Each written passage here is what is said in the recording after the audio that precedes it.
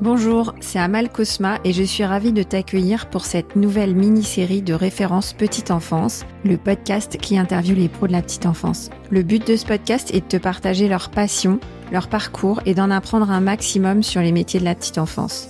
Si toi aussi tu aimes ce métier et que tu as envie de le partager avec nous, ce podcast est fait pour toi. Juste avant de démarrer, quelques petits messages. D'abord, je te recommande les 2 premières saisons si tu as envie de travailler tes process et ton management. Ensuite, je te demande de me consacrer quelques minutes de ton temps pour déposer une note sur Apple Podcast ou sur Spotify. Comme ça, tu m'aides à valoriser les métiers de la petite enfance en diffusant le podcast. Viens aussi me voir sur LinkedIn pour retrouver les coulisses du podcast. Enfin, j'ai aussi créé une newsletter que tu peux retrouver dans les notes de l'épisode, dans laquelle je partage tous mes outils de qualité d'accueil et de qualité de vie au travail, parce que l'un ne va pas sans l'autre. Allez, je ne t'embête pas plus et je laisse place à l'interview de mon invité du jour.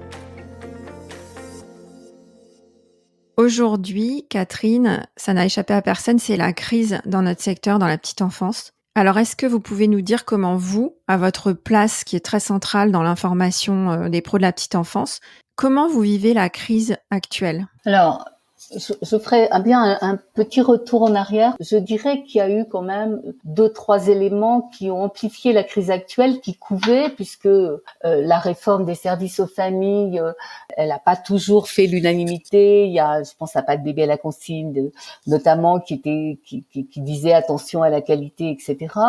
Mais bon, ce qui pour moi a été un détonateur, parce que ça a mis la petite enfance dans le grand public, si vous voulez, c'est ce fait divers de Lyon, où une petite fille donc est décédée dans une microcrèche. Ça a été un traumatisme, je pense, pour tout le monde, mais les professionnels de la petite enfance aussi, parce que quelque part, ça jetait un peu l'anathème sur une profession. C'était quelque chose d'horrible, et ça a été traité par la presse grand public de façon, et c'est là que je me suis dit, il y a vraiment une différence de traiter les choses en professionnel et en grand public. Moi, j'ai essayé d'être plus dans la retenue, alors que j'étais à titre aussi personnel très affectée. Enfin, c'est quelque chose qui a affecté les professionnels de la petite enfance, et je me suis dit, mais tu deviens peut-être, vous avez raison quand vous me disiez ça, peut-être tu deviens une professionnelle de la petite enfance, parce que je l'ai pris, ça m'a énormément affectée en fait. Et je l'ai traité comme une journaliste, mais j'ai eu beaucoup de mal à garder quand même ce recul, parce que j'ai trouvé que c'était très difficile, et j'ai été un peu tout de suite en empathie finalement avec les professionnels de la petite enfance. Donc ça a été difficile à traiter. Je voulais pas être dans le pathos, parce que je trouvais que il fallait un peu de tenue. Pour revenir à quelque chose que j'ai dit dans un épisode précédent, où j'ai dit j'essaie de pas prendre parti et d'être dans la retenue, et je ne suis pas restée une fois, et je le regrette.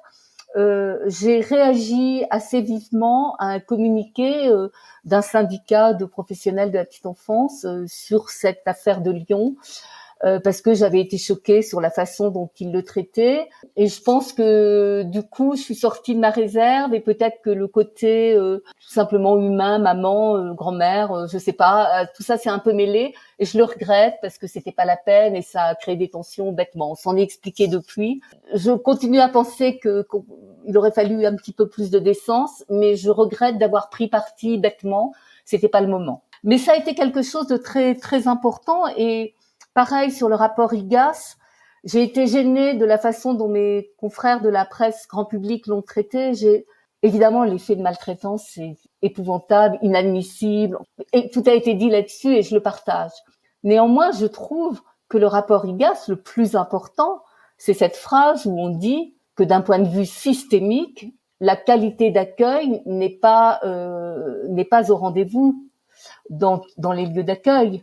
Et ça, pour moi, c'était beaucoup plus grave finalement, et beaucoup plus profond pour le monde de la petite enfance, que les cas de maltraitance, qui sont encore évidemment épouvantables, inadmissibles. Mais j'ai refusé finalement de faire le florilège de tout ce qui était cité, en me disant c'est plus important de montrer que c'est plus profond, et qu'il faut s'attaquer vraiment à la racine, quoi, et que parce que finalement les maltraitances, sinon on peut dire que c'est des déviances personnelles, bon, alors que ça s'appuie sur quelque chose qui est plus institutionnel. Donc ça a été un moment, ça a été deux moments très très forts et qui m'ont affecté presque personnellement plus que je ne l'aurais pensé en fait. C'est là que je me suis dit que j'avais beaucoup d'empathie pour ce milieu et beaucoup d'affinité avec ces professionnels de la petite enfance. Ouais, donc cette crise, en fait, elle vous prend un peu aux tripes, elle vous Oui, fait... elle m'a pris un peu aux tripes, alors que je m'y attendais pas à être prise aux tripes, et que je me suis dit qu'il fallait faire attention dans ce qu'on relayait, éviter les jugements à l'emporte-pièce et être un peu subtil.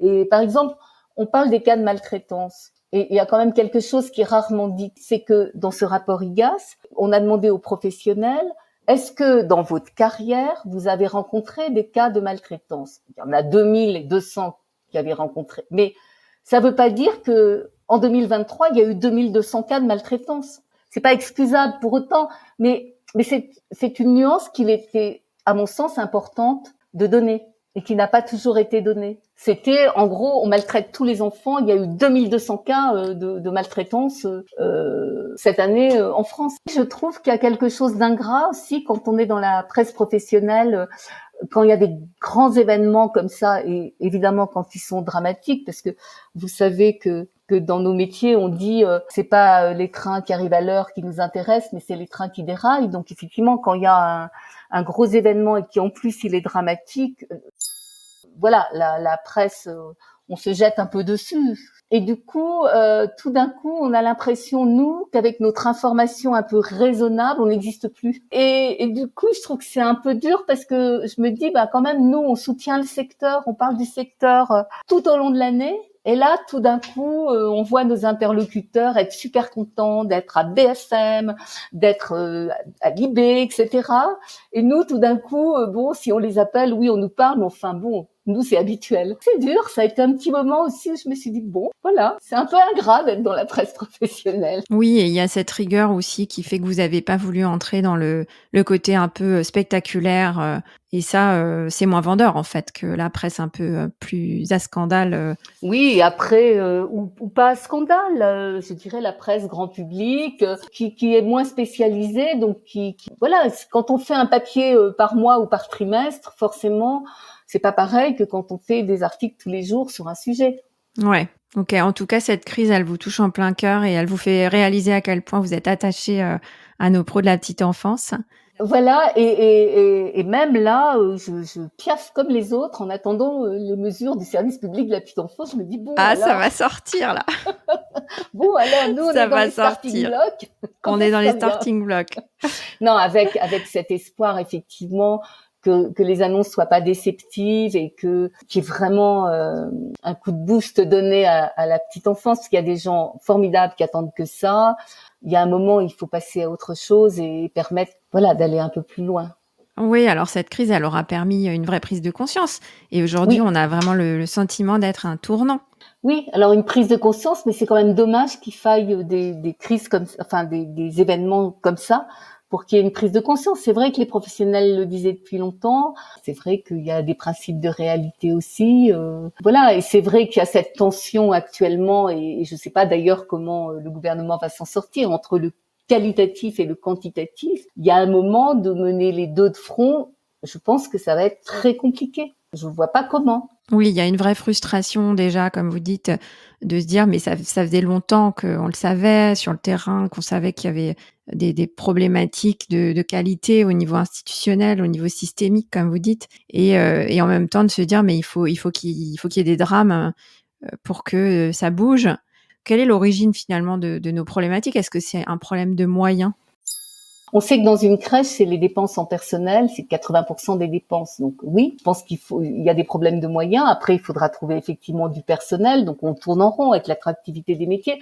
Moi, je crois que la COG, là, qui va être signée avant le 14 juillet, elle va être un bon indicateur de ce que vraiment la petite enfance va avoir comme moyen, de quoi elle va bénéficier. Alors pour les pros de terrain, est-ce que vous pouvez leur dire en des termes très très simples ce que c'est que la COG. Je pense qu'il y a des pros qui nous écoutent. La convention d'objectifs et de gestion qui lie l'État et la CNAF, donc la Caisse nationale des allocations familiales, voilà, pour 4 ans. Cette convention, elle donne pour 4 ans les moyens qui vont être alloués à différents secteurs, dont la petite enfance, dont l'accueil collectif, dont la fameuse PSU. Je pense que les professionnels savent ce que c'est, la PSU, prestation de service unique. C'est vraiment l'enveloppe qui va leur permettre de faire ou pas du bon boulot, en tout cas d'aller... parce que moi, je crois que les professionnels, ils ont juste envie de faire du bon boulot. Mais les gestionnaires aussi, je pense qu'ils ont envie de faire du bon boulot. Enfin, encore une fois, sauf exception, bon, évidemment, encore une fois, il y a des brebis galeuses partout, mais je pense qu'il y a un moment, il faut des moyens. Ouais, complètement. On peut pas faire mieux avec moins et mieux avec autant. Pour faire mieux, il faut plus de moyens parce que avec la meilleure volonté du monde, voilà, si on veut un groupe de 5 enfants avec un professionnel, il faut plus de moyens parce qu'actuellement, c'est pas ça la norme. Oui, donc la convention, la COG, la convention entre la CAF et les acteurs, c'est une convention de financement et ça va nous permettre tous les 4 ans, c'est renouvelé tous les 4 ans, ça nous permet de savoir quels sont les financements, quels sont les moyens pour les 4 prochaines années. Donc en gros, c'est le budget de la petite enfance et ce que vous dites, c'est que là, il va être renouvelé très bientôt et que on va pouvoir constater est-ce qu'on a les moyens d'agir ou pas. Ok, Catherine, en tout cas, ce que je retiens de cet épisode, c'est que pour vous, la crise couvait depuis longtemps et que les faits divers récents et puis le rapport de l'IGAS ont été des détonateurs, qu'il faut garder du recul et qu'aujourd'hui, la qualité d'accueil, on sent qu'elle est mise à mal d'un point de vue systémique, mais on a l'espoir avec tous ces projets de réforme qu'elle reprenne le dessus, qu'elle revienne au devant de la scène. Et maintenant, je vous propose que dans l'épisode 5, on puisse conclure cette petite série d'interviews. À tout de suite.